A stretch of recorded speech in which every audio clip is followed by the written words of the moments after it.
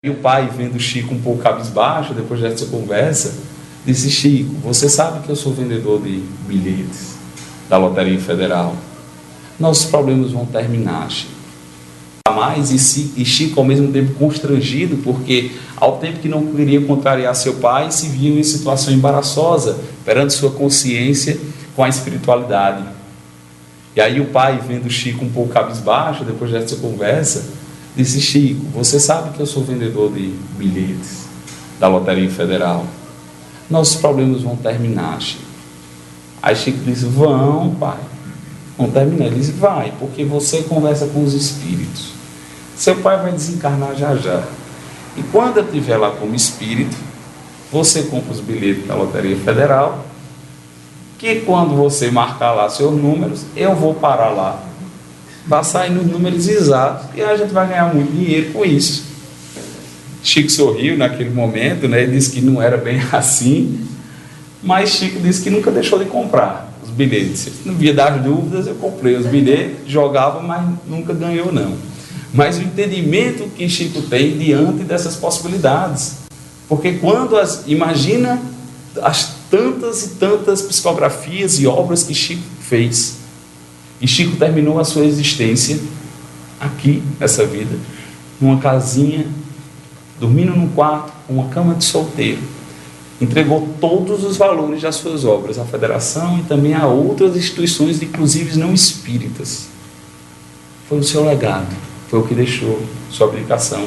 Tinha consciência que a obra não era sua, mas da espiritualidade, e que era utilizado como instrumento. Porque muitas vezes, quando temos essa mediunidade e esse merecimento que o Chico tinha, muitas vezes também temos algumas provações diante delas. Por isso que nós temos agora esse merecimento. E diante dessa circunstância, muitas vezes nós buscando essa questão espiritual, nós buscamos algumas pessoas para poder tirar de nós aquelas aflições que nós sentimos. Vamos às casas espíritas muitas vezes em busca de respostas. Pessoas que nem são da doutrina, nem são adeptas, mas às vezes passam por uma dificuldade, sabem que nós tentamos ser espíritas, e as pessoas chegam para nós e dizem: mas já que tu fala com o povo lá de cima, como é? Tem nenhuma solução para isso, não? E a gente dá tanta ênfase, inclusive nós que somos adeptos da doutrina, que estudamos a doutrina, nós falamos dos espíritos como se fosse algo tão distante de nós. Nós falamos ainda como se fosse algo que não convive conosco diariamente, no nosso dia a dia. Falamos ainda como se fosse algo sobrenatural, e não a naturalidade, não algo normal que está em vivência conosco, dia após dia. Então a gente conversa às vezes com algumas pessoas e diz assim: mas se eu fosse você, eu agiria assim. Se eu fosse você, eu agiria assim. E aquela pessoa: não dá ouvidos. Olha, quer um conselho? Faz: não. Aí às vezes a pessoa vai para uma reunião mediúnica, aí incorpora um espírito. Aí o espírito lá diz a mesma coisa que diz, mas foi o espírito que diz. Agora a coisa muda de patamar. Agora, olha a credibilidade que nós damos. E nós não estamos aqui querendo dizer que não é para se dar credibilidade, mas observem a epístola de João, a primeira epístola, quando ele diz: não acreditais em todos os espíritos, procurai primeiro saber se são de Deus. E aí não há uma contradição, todos os espíritos são criação de Deus, mas quando ele fala se o espírito é de Deus, ele fala na questão evolutiva do espírito. Ele fala se aquele espírito está querendo trazer algo edificante. Não basta apenas o espírito dizer, nós temos que olhar o fio condutor também do espírito que diz, o médium. Porque o médium, ele nada mais é que um carteiro. Pegou a carta do mundo espiritual e repassa a carta para o mundo físico. Ele é o condutor. Somos como se fosse um computador, o médium. Um e-mail de um lado, passa pelo computador, chega o e-mail do outro lado. Mas se o computador tiver com vírus, o e-mail não chega do outro lado, ou se não chega com falhas. Então precisamos ter muito cuidado no fio condutor do médium e, além do mais, também no próprio espírito. Porque quando no Evangelho segundo o Espiritismo se fala dos falsos cristos e falsos profetas, não se quer dizer apenas do médium, apenas do profeta, mas inclusive do espírito. Então, dentro dessa sintonia, qual a sintonia que o médium está buscando para entrar na mesma vibração dos espíritos que são de Deus? Qual é a vibração do médium para poder encontrar espíritos que tragam mensagens edificantes? Porque dependendo, nós podemos entrar em sintonia com espíritos que querem às vezes brincar conosco, que querem às vezes piorar o que nós estamos pensando. Então todo esse cuidado tem que existir. E observemos, muitas vezes quando vamos procurar uma casa espírita, nessas circunstâncias de aflições, de angústias, nós estamos numa vulnerabilidade emocional gigantesca. Qualquer coisa que nos digam e nos dê um pouco de esperança, nós acreditamos. Isso muitas vezes pode ser perigoso, se não estivermos numa casa séria, se não estivermos numa casa que fale realmente sobre o que a doutrina espírita nos diz. Que a gente precisa escutar às vezes uma comunicação espiritual, mas que a gente também tenha a racionalidade de interpretar aquela comunicação espiritual. Porque muitas vezes as pessoas usam desse poder para poder ludibriar o outro, às vezes para poder cobrar do outro. Quando se fala em cobrar, às vezes nem a cobrança, como eu já falei, financeira, mas a cobrança da gratidão, a cobrança da exaltação, que isso precisa ser retirado dentro da doutrina espírita. Está exaltando médios, exaltando grandes palestrantes. A mensagem é de um só, a mensagem é de Jesus. Nós podemos ter afinidades, lógicos, uns com outros, mas às vezes chegar numa casa espírita e dizer: eu não quero tomar passe com fulano, eu só tomo passe com fulano, porque o espírito, o guia de fulano é melhor para dar passe. Eu não quero fazer atendimento fraterno com fulano, porque o guia de fulano, para fazer atendimento fraterno, é melhor que o guia de ciclano. E a gente vai escolhendo pela cara o espírito e a luz que ele pode nos dar. Dentro dessa fragilidade, podemos ser conduzidos, às vezes, a grandes circunstâncias que podem até piorar, antes de ser pior do que quando a gente chegou na casa espírita. E disso eu lembro de uma cena do filme Ghost. Eu acho que todo mundo assistiu aqui Ghost. Se não assistiu na primeira vez, assistiu em Sessão da Tarde, em algum dos anos aí de Sessão da Tarde. Passou, acho que, mais de 1000 vezes, né? Mas ali traz um retrato muito interessante, dentro das circunstâncias, lógicas, ainda com suas falhas, mas mostra algo muito, muito interessante que a gente pode puxar. Em um determinado momento, Sam, que é o ator principal, ele falece através do assassinato a mando de um amigo que trabalhava com ele, que tinha desviado alguns dinheiro do banco que eles trabalhavam, e Sam descobre esse desvio de dinheiro, e aí o amigo manda uma pessoa matá-lo, com medo de ele ser denunciado, enfim, simula um assalto e acaba assassinando o Sam. E Sam, quando ele sai do corpo e começa a compreender, depois de um tempo que não está mais encarnado, ele fica procurando alguma pessoa para que possa entender o que está acontecendo com ele, como ele faz para tentar se comunicar com a noiva dele, que ficou no mundo físico. E aí ele passa na frente de entre aspas, de uma casa espírita, de um centro espírita, e ele resolve entrar naquela casa espírita. E aí, quando ele chega, ele já vê um ambiente diferente, uma antessala com algumas pessoas a esperar, e uma porta também com outra sala. Em determinado momento, aquela porta abre, uma pessoa chama alguém que está ali na sala de espera pelo nome, e uma senhora levanta-se e entra naquela sala. Sam, curioso, como espírito, também adentra a sala. Quando chega, também a sala toda mística, uma mesa redonda, uma bola de cristal, consultas espirituais, né? Lembrando que o mestre nos fala: não sejais como os escribas que andam com grandes túnicas, que gostam de ser saudados nas praças, sentam nas primeiras fileiras dos festins, nas primeiras cadeiras dos templos, gostam de ser exaltados. Jesus não fala nem de dinheiro, mas fala da exaltação. E aí, ao chegar ali naquele momento, a mulher senta-se.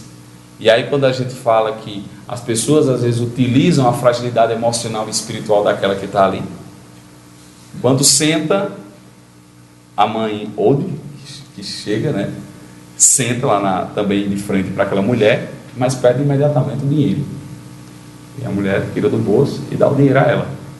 E as assistentes pegam o dinheiro, que ela diz que não toca em dinheiro, essas coisas do mundo. não toca. E ela fingindo que era médium, mas não sabia que tinha realmente o dom da mediunidade, a faculdade mediúnica. Mas já tinha, mas não sabia, e brincava com isso. E aí, em certo momento, ela começa a tentar fazer caras e bocas, para dizer que está tentando incorporação do espírito do marido da mulher que está ali na frente, mas começa a dizer que não consegue, porque é muito pesado as coisas. E aí pede mais $20, para ver se o negócio anda. E a mulher, naquela fragilidade, entrega. Até que ela finge que está vendo o marido, o espírito. E Sam acompanhando. Aí Sam começa ele mesmo, a falar e dizer: meu Deus, charlatã, ela não está vendo ninguém, não tem ninguém por aqui. E ela começa a dizer: lá vem ele, como é lindo. Aí a própria esposa diz: lindo? Ele não era lindo não. Mas ela, utilizando também a sua habilidade, ela disse: minha irmã, no mundo espiritual todos nós somos lindos, nem se preocupe. Tudo bem. Daqui a um pouco ela diz: lá vem ele com um paletó preto. Esse paletó, ele nunca usou paletó na vida. É um paletó azul, mas é um paletó. E ela começa, e aí Sam, o espírito, começa a dizer: meu Deus, deixa de enganar, deixa de enganar, deixa de enganar. Uma repetição dessa de Sam, ela escuta a voz de Sam. E aí ela se treme toda: quem está aí? E Sam diz: você me escutou. E ela se levanta, sai rodando a mesa, né? E a mulher lá, ninguém sem entender, as assistentes gritando. Ela vai para uma antessalazinha que tem ainda, fecha a porta e faz uma reza bem rápida: Senhor, eu prometo mais nunca enganar ninguém, eu prometo ninguém está para trás. E Sam já tem atravessado a porta e diz: só quero que esse espírito mais nunca chegue perto de mim. Aí ele faz: nem morto. Aí é que ela cai para trás, né? Sai gritando ali na sala de espera. Mas depois Sam, ela começa a aceitar essa escuta da voz de Sam, e Sam explica o porquê está procurando ela, porque precisa desvendar a questão do crime, precisa se comunicar com a esposa.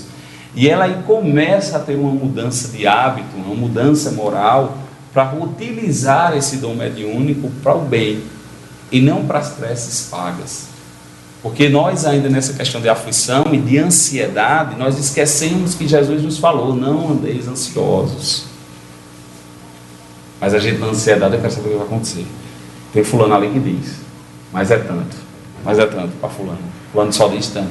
E aí a gente tem que pensar: a sintonia espiritual, os espíritos no mundo espiritual não necessitam do material mais. Os espíritos que não estão mais ligados com a terra, que têm maior evolução espiritual, para que ele vai se comunicar através da pecúnia, através do dinheiro? E isso aqui, meus irmãos, não é uma afronta, não é um apontamento. É uma questão de consciência, de que a gente reflita. Porque os espíritos que estão mais longe do materialismo são os espíritos mais evoluídos. Eles ajudam, como o mestre disse, dando de graça. Muitas vezes a gente diz: eu não quero isso. E eu tenho muito cuidado. Às vezes eu sou chamado para falar em casamentos, e as pessoas perguntam logo: quanto é? Aí eu tenho muito cuidado de dizer: olha, que às vezes chamam para um casamento, quer que a gente faça o casamento todo, converse com os noivos, tal. Às vezes os noivos não são espíritas. Os noivos querem um casamento não dentro do contexto espírita, mas querem um contexto mesmo de trabalho, querem um contexto de sentimentos. E aí, nesse caso, eu falo que eu cobro por isso, porque não é um trabalho espírita. Eu vou falar sobre o sentimento como um todo. Eu vou acompanhar os noivos, vou falar de uma questão maior, mais ecumênica. Entretanto, alguns noivos dizem: eu queria que você fizesse falas espíritas, porque o casamento espírita em si não existe, mas as falas espíritas, elas existem. Então, nessas circunstâncias, a gente fala através da doutrina espírita, e o que nós precisamos é divulgar a doutrina espírita. Então, quando se diz: não, mas eu queria que você viesse falar no casamento sobre o espiritismo, sobre a doutrina espírita, dentro do espiritismo, e aí eu não cobro. Eu não cobro, porque a divulgação do Evangelho, a divulgação da doutrina, é para que se fale dentro dos princípios doutrinários.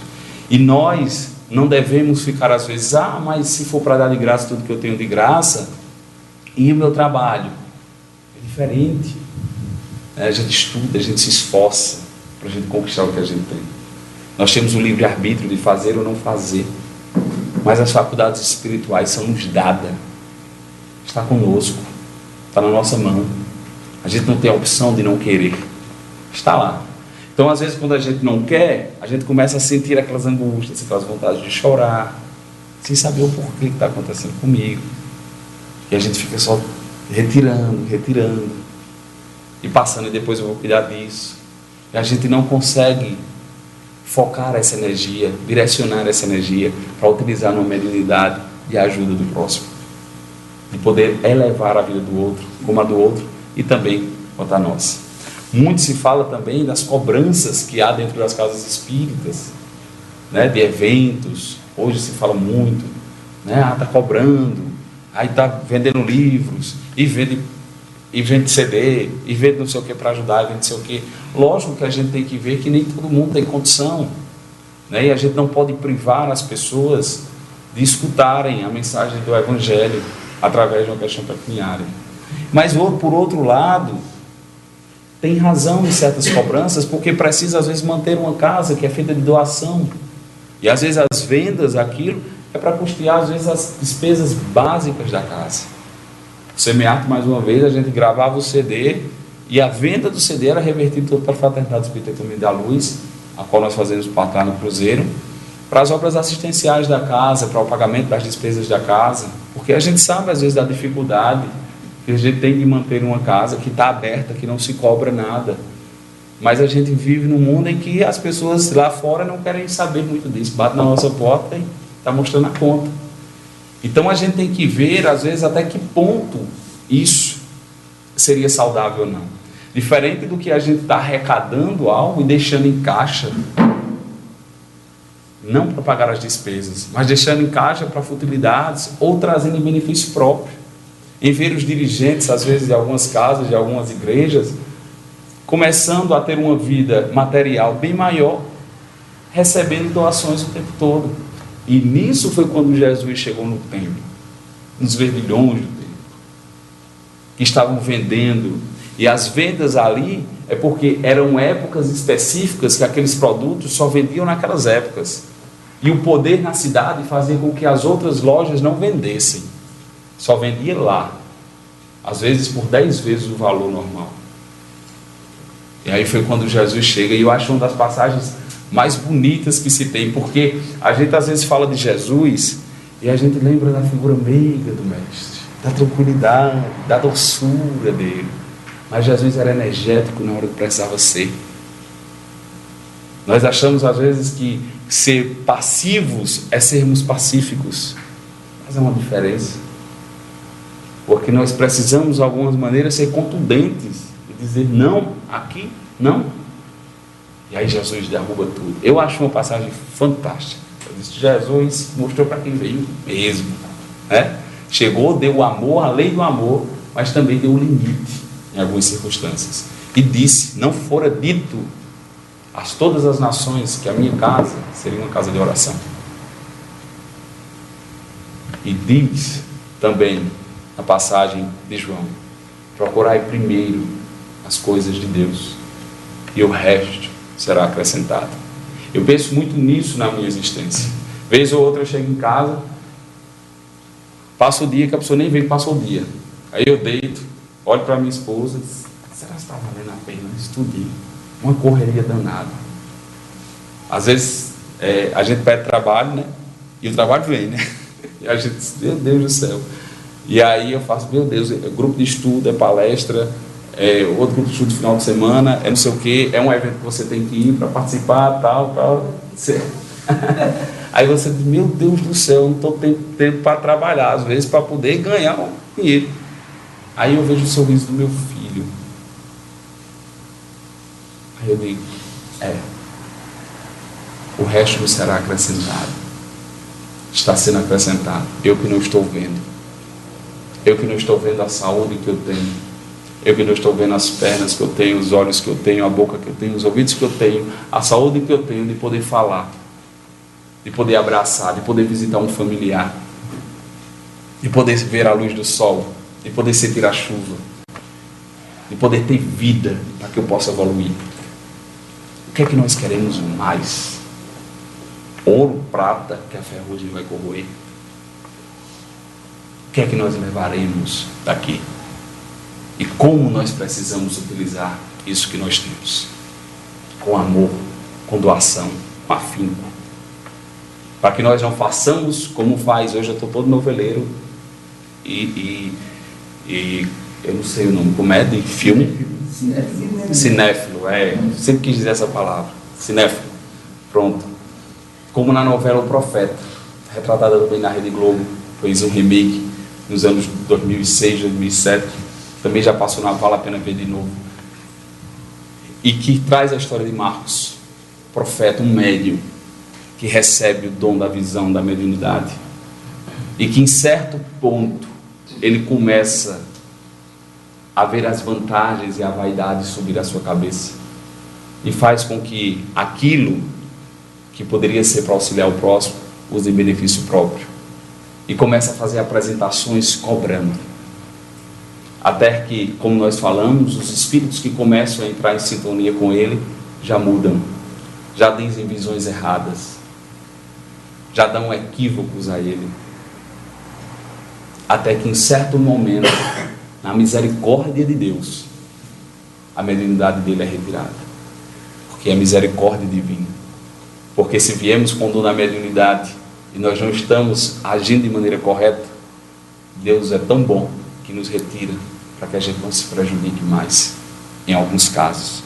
Até que um momento ele entra no rio e está lá num momento de reflexão, e dentro do rio ele pega a areia do rio, né, embaixo, e passa no seu corpo como se estivesse se limpando e orando, clamando a Deus: sou imperfeito, me perdoe pelo que eu fiz, dai-me o dom de volta para que eu possa auxiliar o outro, para que eu possa me sentir melhor, para que eu possa respirar.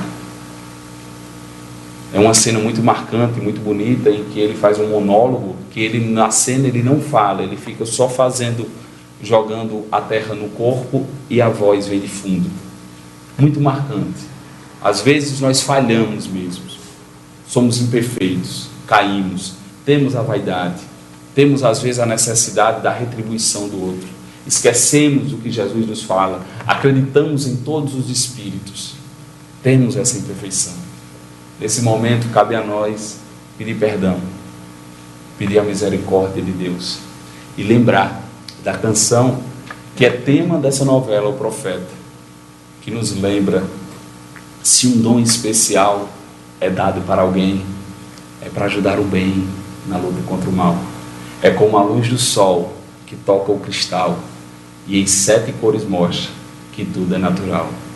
É como o som do mar que vem nos alcançar para nos mostrar o amor que existe além do olhar. Muito obrigado, muita paz e boa noite.